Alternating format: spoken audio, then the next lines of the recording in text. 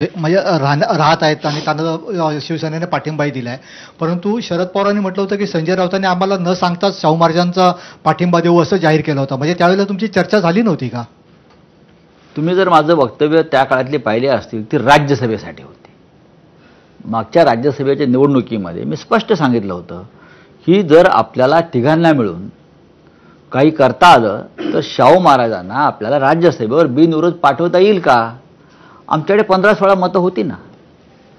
राष्ट्रवादीकडे काही मतं होती, काही मतं काँग्रेसकडे होती.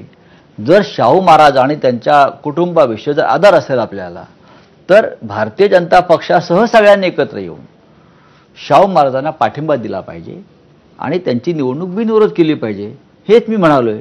तेव्हा लोकसभेचा विचार नव्हता. पण ठीक आहे, लोकसभेचा विचार झाला आणि शाहू महाराजात महाविकास आघाडीचे उमेदवार आहेत. आम्ही सगळे त्यांच्या पाठीमागे आहोत. तुमचे बरेचसे सहकारी सोडून गेले, त्यातल्या अनेकांना काही तिकीट यावेळेला मिळालेलं नाही. हो. अनेकांचं माहिती नाही त्यांना मिळणार की नाही. भावना गवळींचं तिकीट नाकारलं, हेमंत पाटलांचं बदललं, हेमंत गोडसेंचं माहिती नाही. काही फोन वगैरे आलेत मदतीसाठी वगैरे? मदतीसाठी नाही, आम्हाला पुन्हा घ्या पदरात, बरं का, आमची चूक झाली, आम्हाला पुन्हा घ्या, आम्हाला पुन्हा मशालीच्या प्रकाशात घ्या, असे अनेकांनी गेल्या काही दिवसापासून संपर्क साधायला सुरुवात केली. त्या संदर्भात काही बातम्याही प्रसिद्ध झाल्या. तुमची काय भूमिका आहे त्यांच्याबद्दल? आमची भूमिका स्पष्ट आहे. आता त्यांच्याशी चर्चा नाही, दरवाजे बंद. गेले ते गेले. हो. कितीही मोठा असला आणि कितीही काकुळशीला आला तरी तुम्ही घेणार नाही त्यांना? कोण मोठा आहे? जे खासदार ज्याला गद्दारीचा शिक्का लागला तो कधीच मोठा नसतो. आमच्या दृष्टीनं ही सगळी प्रकरणं बंद झाली.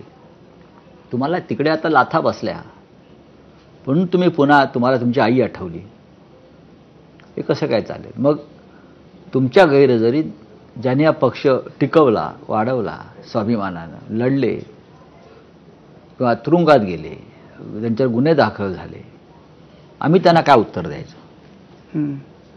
म्हणजे याचा अर्थ की जेही शिंदेच्या बरोबर गेले त्या सगळ्यांसाठी दरवाजे बंद आहेत मातोश्रीचे आणि शिवसेनेचे कायमस्वरूपी?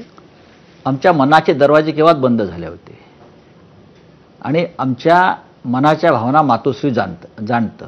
आणि काल सुद्धा स्वतः माननीय उद्धव ठाकरे साहेबांनी हेच सांगितलंय, गद्दारांना आता अजिबात स्थान नाही आमच्याकडे. पुढे प्रश्न विचारायचा होता की भाजपनी नाकारलेल्या जे खासदार होते उन्मेष पाटील, त्यांना तुम्ही पक्षप्रवेश दिला, पण मग इथे जर तुम्हाला सोडून गेलेले लोक आले तर त्यांच्यासाठी प्रवेश बंद? हो.